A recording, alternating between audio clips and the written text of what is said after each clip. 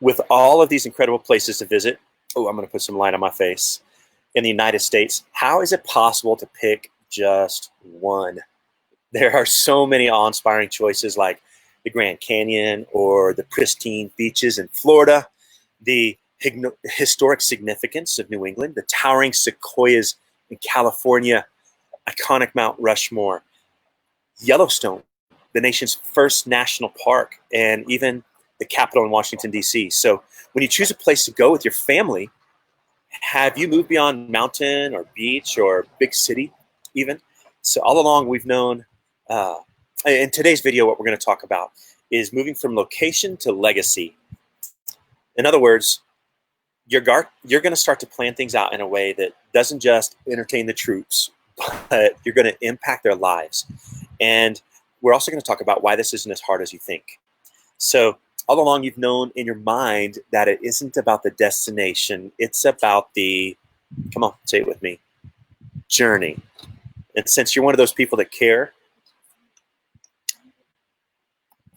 sorry, since since you're one of those people that care about more than just getting an iconic selfie, and there's nothing wrong with an iconic selfie, you, my friend, are going to want to move beyond planning trips and begin planning how to make a difference. If you join me, I'm going to show you that it's not as hard as it sounds. If you want the notes from today's video, then just type the word legacy in below, and we'll send you a message when they get published next week on the blog. Thanks for following along with our adventures. Let your travel buddies know that every Tuesday at 11 o'clock Pacific Standard Time, we're going to learn to go live. We're going to go live and talk about how to live out your dream that you never thought was possible. So if you stick around until the end of the video today, then I'm going to share a couple of my favorite sites, a couple of the places that we loved when we visited them, and why it is that they're great. So I've got a quick question for you. What do you prefer, mountain or beach? And tell me, what was your favorite place that you've ever visited when you were growing up? Or maybe your favorite vacation destination that you've ever been to. For me growing up, it was always sports trips. We didn't go on vacations because we spent all of our money traveling around following our sports teams. I went to Dallas for soccer tournaments, and we went to Houston for baseball, and just all over the country ultimately to chase our sports. And so we never spent time going on just a typical vacation, because even during vacation time, we always had sports going on the entire summer. I actually missed school, the beginning of school one year, for a baseball tournament because our baseball had continued going on so long. It was crazy.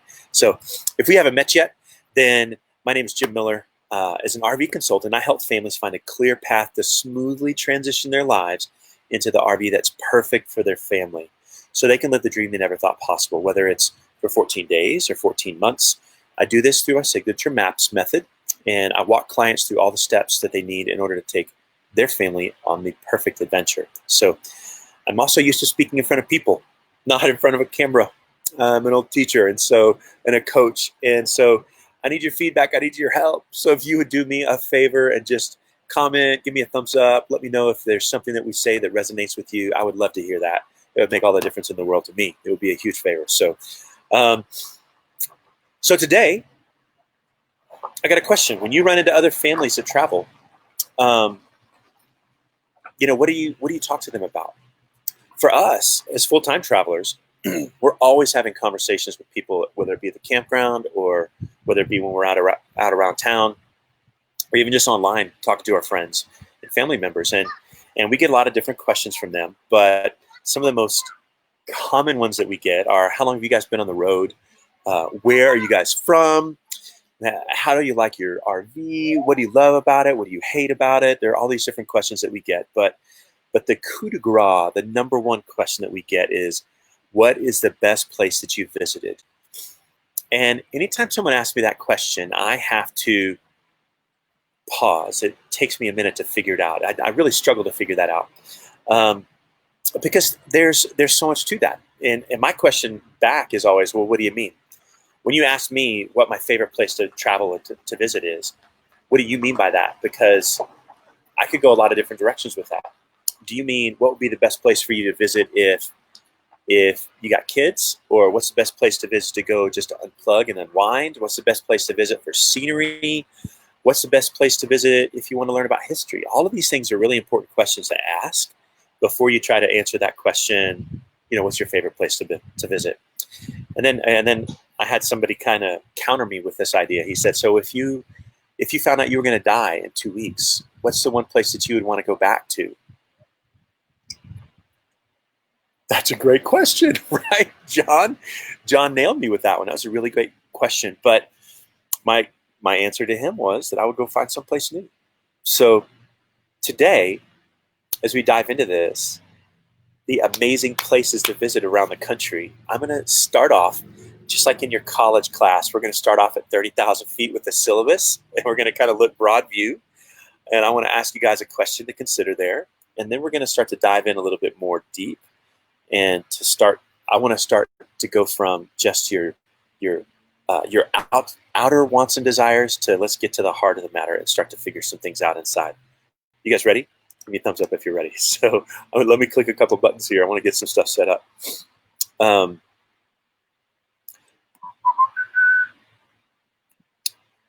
Allow me to put the logo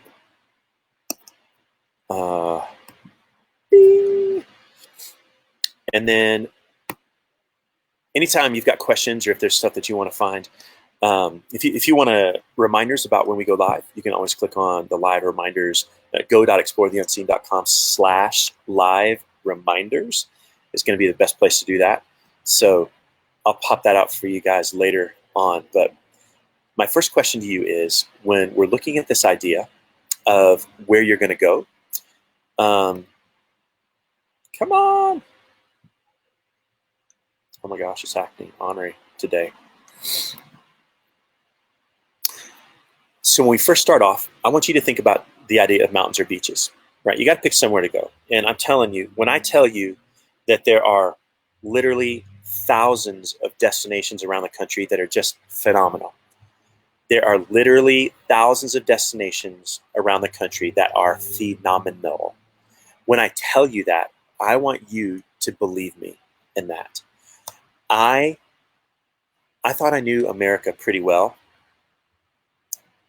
2.5 years ago. I thought I had a good understanding of our country 3 years ago. But then when we started to travel around the country, do you know what I started to realize? I started to realize that I didn't really know anything about our country. Yes, there's all the stuff that you learn in the books. There's all the stuff that you learn in geography. You can put the states where they belong. And when somebody talks about Illinois and Idaho, you can keep those two separate and know which one you're talking about. All of that is true, right? But when I started to travel around, I started to see the history of our country in a brand new way. It all started to come real, and there was flesh and bones on it. And I started to see how it is that different people around the country traveled, what they thought, what was important to them, where they went from one station to the next. And we started to realize that every time we would go somewhere, we had a list of things that we wanted to do, places that we wanted to go. So when we came into New Mexico, we were like, oh, we want to see this, this, and this.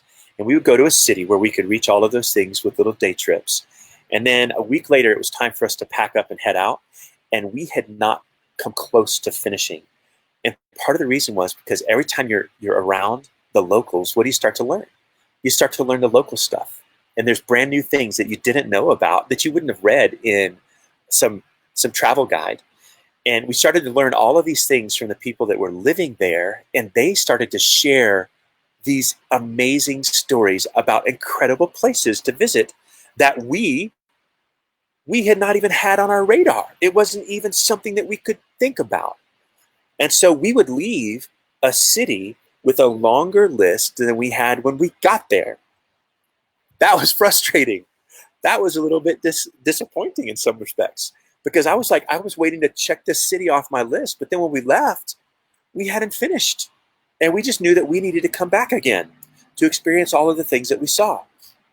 And so from one city to the next, we started to realize that there were more places to see than we ever would have imagined. And that was the way it was all over the country. All over the country. Anytime we would go somewhere, we would leave thinking that we wanted to go back again to experience other parts of that city, of that area that we had not been able to experience. So, but settle it for yourself. I mean, you have to start somewhere. So let's start at that 30,000 foot level. Do you want a mountain or do you want a beach? And yes, I agree with Amy. Which one do I want? I want both. Both is my answer. Mountains, beaches, both. Um, because they're both amazing. They both have these amazing benefits and things that are incredible about them. And so we are going to we're gonna experience both of them. They're both awesome. So I never would have imagined saying that mountains were my favorite until we started spending a lot of time in the mountains. And now we're getting ready to go back to a beach here in a couple months, and we're pretty excited about that too. So you have to settle it for yourself. Just pick a place. Find somewhere that you want to go that gives you all the experiences that your family is hoping for. Okay, so just start off with that. Let's narrow it down a little bit. Mountain, beach, national park, forest, cabin, lake. What is it that you're looking for? What are the things that you want to experience? Just write it down. Okay, so that's the first thing. And then the second thing I'm going to tell you is to plan like it's your job. Plan like it's your job. Here's what I want you to think about. I remember traveling when I was in college, and I loved all of the stress that was off. I could almost, in some ways, just be like I could just follow along and enjoy the process of everything I saw there. I didn't have to worry about where we were going to go eat. I didn't have to worry about the route from one place to another.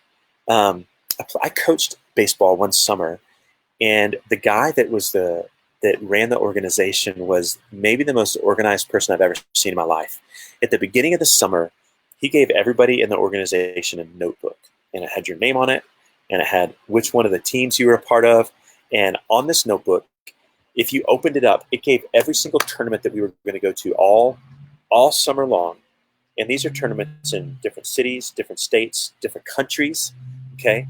And it listed out hotels. It listed out restaurants. It listed out all the details of where we were going to go. It mapped out routes from one place to the next. And so when you got there, you could focus on what you wanted to focus on.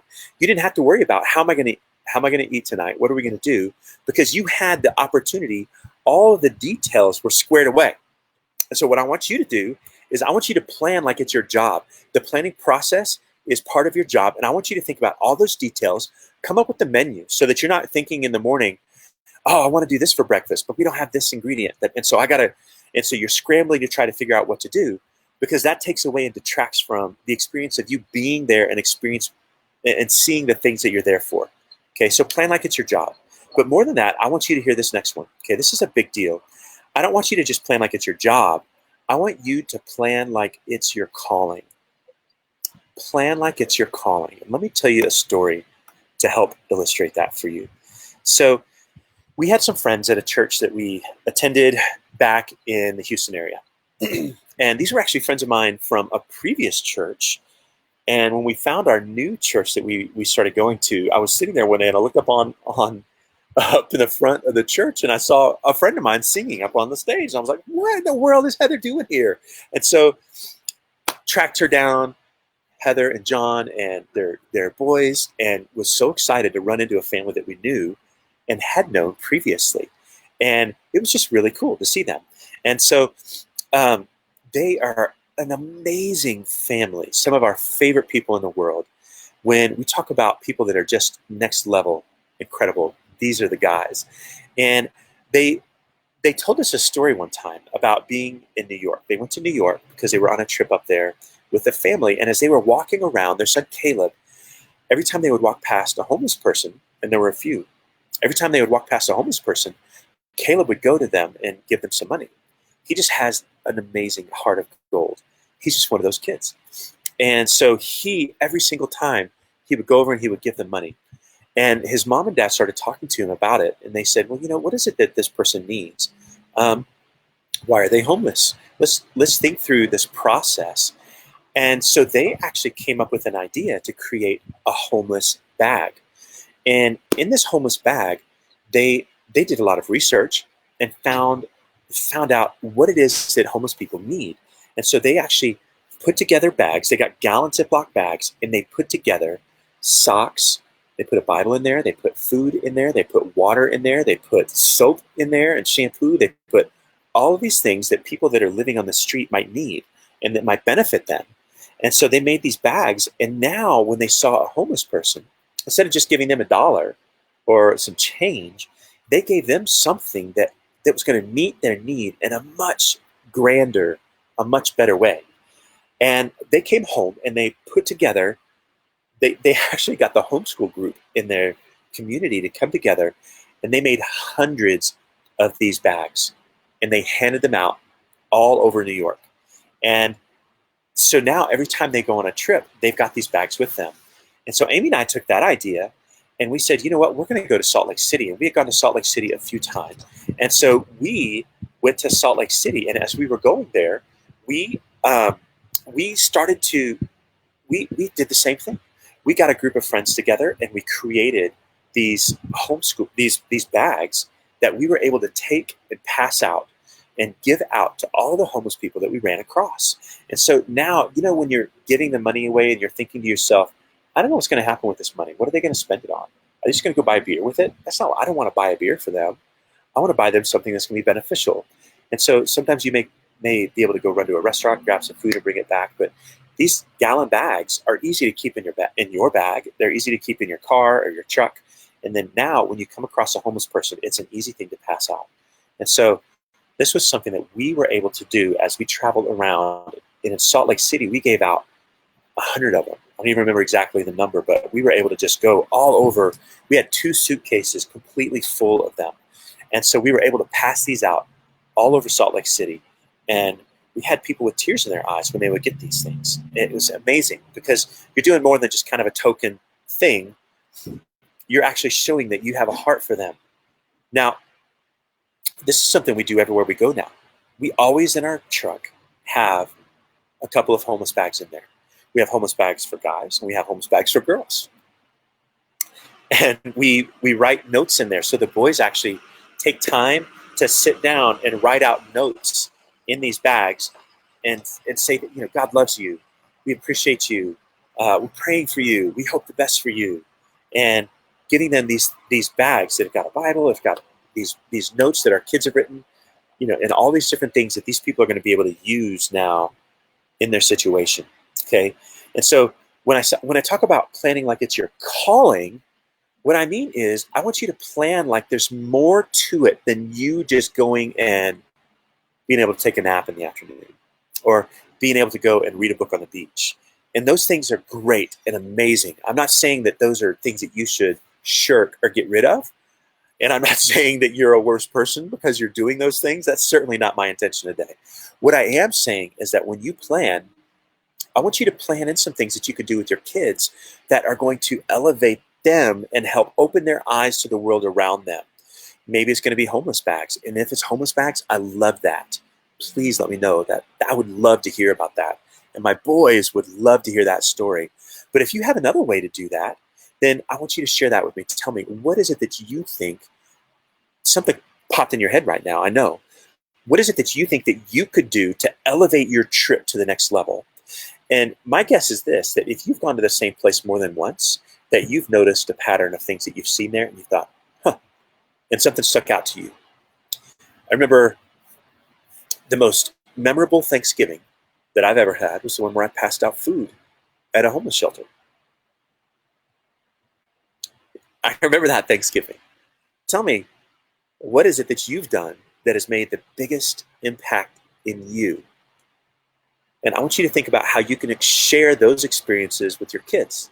And so now when you plan to go to a place, it's not just about mountains or beaches, it's about legacy. It's not about location, it's about legacy. What can you do to help to instill a legacy in your children? And next, I want you to think about this. This will be the next thing. One little bonus here. Next, I want you to think about what can you do to then begin to instill that legacy in your kids, even when you're home. Even when you're home. I'm going to tell a little bit of a quick story here. It'll relate. You'll understand when I finish.